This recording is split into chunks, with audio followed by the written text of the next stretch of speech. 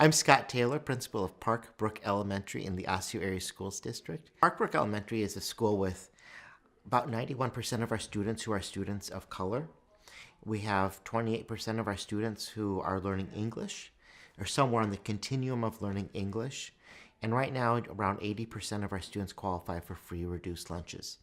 I see a lot of benefit to having the students be active. This is my 9th year at Park Brook, and the year before I was there, they had 55 suspensions.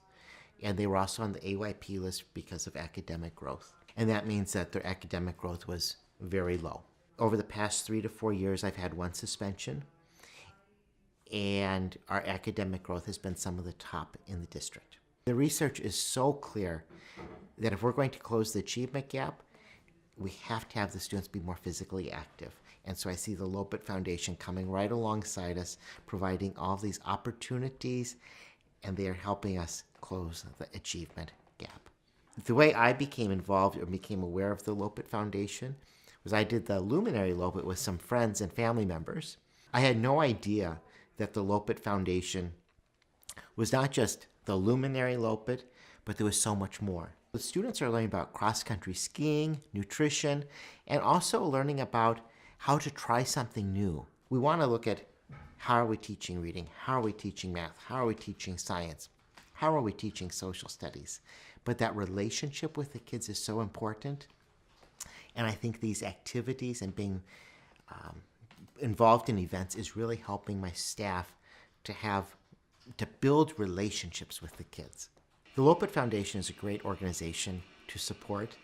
I am so thankful for them coming alongside of us because the events and the activities that they are providing for my students make a huge difference academically, socially, and behaviorally for my students.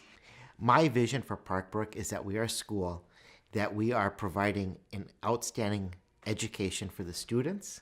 And I believe that in order to do that, we have to have a really rich environment with a lot of activities. I have a moral responsibility to my families and to my students to make sure they're receiving the best education so that we can provide them with the opportunities to achieve their dreams.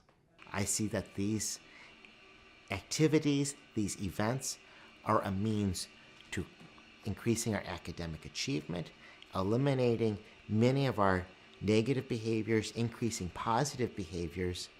And so I'd much rather spend a Saturday or several Saturdays with my students than spending my week dealing with behaviors. So it allows me to have a lot more fun with the kids and to see success.